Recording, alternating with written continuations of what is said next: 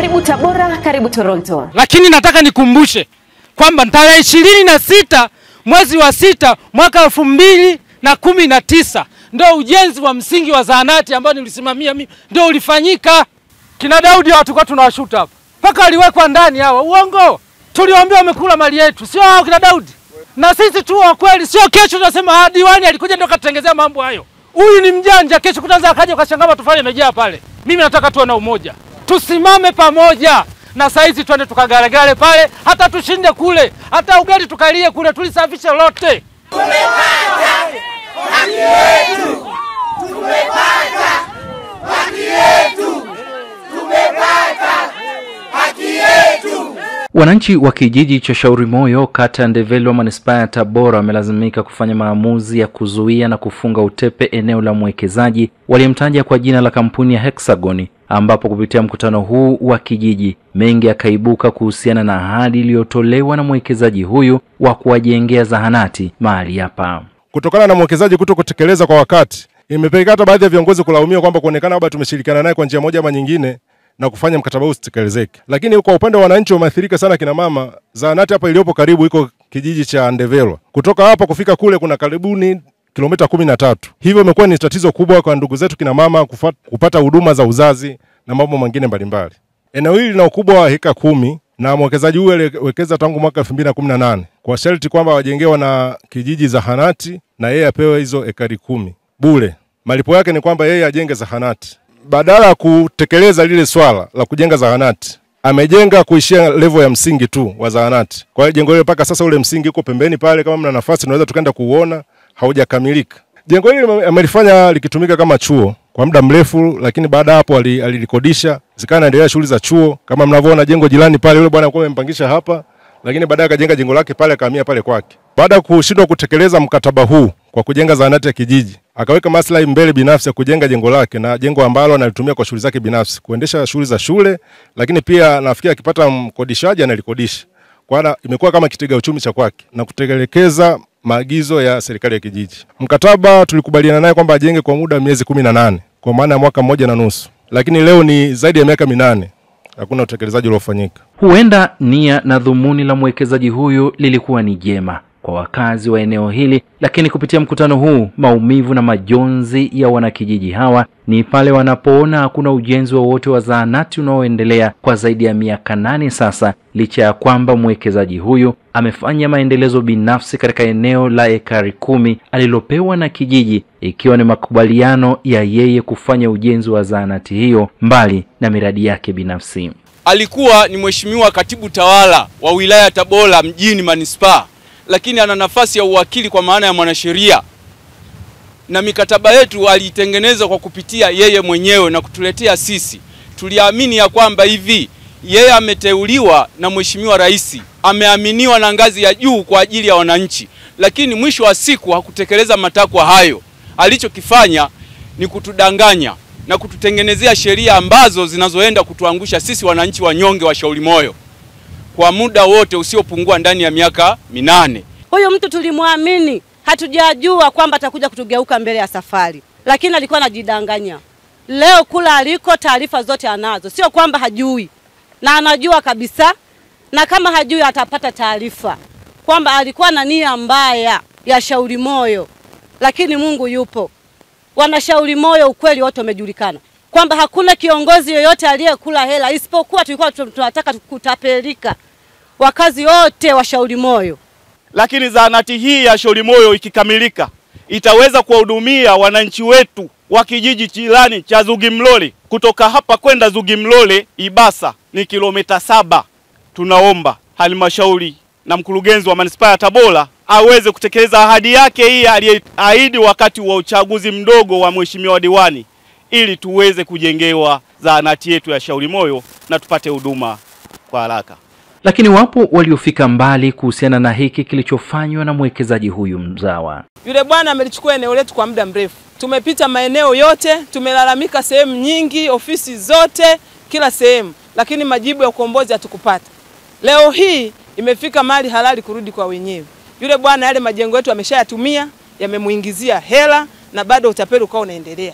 Kilichokuwa kinatia uchungu mno Ilionekana nchi hii kama hakuna wanasheria wanaoweza kutetea wanyonge. Tumepiga safari za kutosha kupigania haki za zahanati yetu hii. Ilionekana huyu bwana ni mkubwa zaidi kuliko sijui nani, kuliko hata serikali. Tena ukionekana unamfuatilia unasema wewe ni nani? Unaulizwa wewe ni nani unamfuatilia huyu? Tulitaka sisi tununue makufuli makubwa ambayo akiibeba mtoto mdogo anaanguka nalo, tukaweke pale. Sasa kwa sababu mtu anaweza akawa na hasira, tulisema tutajiandaa hata kwa marungu tumsubiri. Sisi wa mama tunatembea umbali mrefu sana kwenda kujifungua. Nauli ya kunitoa mimi hapa nilipo paka niende na kurudi ni 12,000. Nina uchungu na mama wenzangu, naongea kwa uchungu. Tumedanganywa sana, tumetapeliwa sana.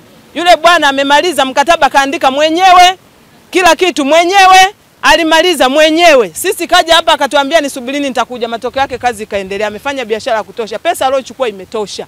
Na kisha mwenyekiti wa kijiji hiki Muhammad Rashid akatoa tamko kuhusiana na kuzuiwa kuendelezwa kwa eneo hili na mwekezaji huyu, huku akitangaza siku 30 za masikilizano kati ya pande hizi mbili. Leo hii tumekamilisha zoezi muhimu la kuweka utepe katika eneo hili, jengo ambalo mwekezaji kashindwa kutekeleza mkataba ambao tulikubaliana naye. Kwa mantiki ya utepe huu na ilani hizi mbalimbali tumeziweka, haruhusiwi mtu yoyote kuingia katika eneo hili bila ruhusa ya serikali ya kijiji cha Shaurimoyo. Hivyo basi naomba ndugu wananchi wote tuwe walinzi kwa pamoja. Tukiona mtu anakuja kufanya shughuli yote katika eneo hili, mtu huyo akamatwe mara moja. Tumetoa notice ya siku 30 ili huyu bwana kama anaweza kuja bado ataweza kusikilizwa kwa lolote ambalo atanani, lakini baada ya siku 30 jengo hili litakuwa ni mali ya serikali ya kijiji na serikali ya kijiji itaamua kufanya matumizi. Aidha ni zahanati, tuna uhaba wa sekondari, lolote lile tunaweza kulifanya katika eneo hili. Ndugu wananchi, asanteni sana. Kufuatia haya yote, kwa njia ya simu nikalazimika kumtafuta msemaji na msimamizi wa ujenzi wa kampuni hii ya wazawa ya Hexagon, Richard Kushoka, naye akawa na haya ya kusema. Awali ilikuwa tuwape pesa kwa sehemu ya eneo ambayo tulichukua. Baadaye tukashauriana sisi kama wawekezaji ni bora tukatengeneza kitu ambacho kitakuwa ni huduma ya jamii. Tukawashawishi tuwajengee dispensary. Japo itakuwa na gharama kubwa kuliko eneo, lakini tukasema tutaijenga polepole. Kwa tumekubaliana, tukachimba msingi. Wakati tumechimba msingi tukaita maengineer, kwa sababu tunapojenga ndani lazima kushauriana na watu wa ukaguzi, watu wa maengineer wa halmashauri. Wakati mwenyekiti wa kamati ya ujenzi sasa wenyewe walitengeneza kamati yao wao, alipoenda kule kwa ajili ya kutoa taarifa, akaambiwa ni bora mmekuja mapema. Hizi ramani ambazo mnajenga zimefutwa na idara ya afya. Hizi ramani za kizamani, kuna nyumba unakuta tu nyumba moja ina vyumba upande wa huku na upande wa pili. Sasa hivi tunatumia ramani mpya. Tukaletewa ramani mpya ambayo ina vyumba 27 kwa maana na store na hivi ni kama kituo cha afya. Ikabidi tena turudi mezani kukaa na wanakijiji na kamati. Tukaanza na kamati kwamba hiki kilichokuja gharama zake ni kubwa mno kuzidi hiki tulichotamani kukifanya. Tunafanyaje? Tukashauriana, baadaye tukafikiana kwamba hiyo ramani mpya sisi mtujengee tu kuishia boma, upauaji na hatua zingine tutaomba halmashauri, msifanye finishing kama ilivyokuwa ile ramani ndogo. Unaona?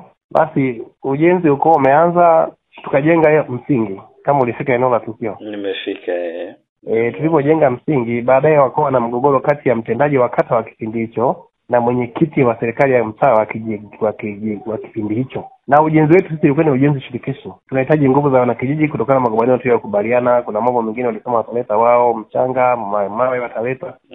Kuna swala la matofali na vitu vingine tutafanya sisi, watachota maji, watasaidia wanapoweza wao kama wanakijiji. Hivyo tukawa hatuna kiongozi wa kuweza kufanya naye kazi kutokana na migogoro iliyokuwepo, wanaendelea na vikao vyao kwa mwaka mzima. Hivyo ujenzi tukawa tumeusitisha. Kwa hiyo sasa tulipositisha ujenzi, sisi tulifikiri labda ni busara kama wao wangetuandikia barua kama wameshajipanga sisi tuje kufanya kazi kuliko hicho walichokifanya. Yani ukirudi ilivyokuwa na vikao tumekaa, muhtasari nyingine ipo na maelekezo yalikuwa yapo. Yajua muhimuko ni yani umekujaje mpaka imefikia watu. Muda ni mrefu, lakini ukiangalia mazingira yaliyofanyika, yaliyopelekea wao wenyewe wanajua walikuwa na migogoro ambao pia tuliikuta sisi. Lakini basi kabu katikati ikaa imechachamaa, mtendaji kasimamisha ujenzi, kasimamisha mwenyekiti, tutakuwa hatuna uongozi wa kufanya nao kazi.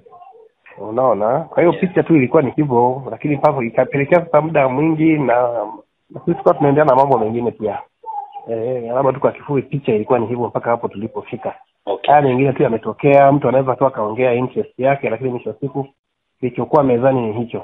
Sasa nini hatma ya hiki kinachoendelea kati yenu na wananchi hawa kuhusiana na mradi huu wanaosubiria kwa hamu? Kikubwa ni kutekeleza tuliyokubaliana. Haya mambo mengine tu yanaweza akawa ni mhimko wa wanakijiji. Kisha kuwa jambo liko public, kila mmoja anaweza kutamka analoweza kutamka, lakini kikubwa ni kukaa mezani, wanavyopaswa kuviandaa wao pale seti waviandae, na sisi tujipange basi tutekeleze ule mradi lini uanze, na hili ndio jambo la busara. Kupitia YouTube channel, gonga na subscribe channel yetu ili uwe wa kwanza kuhabarika na kuburudika na Toronto Online TV. Karibu Tabora, karibu Toronto.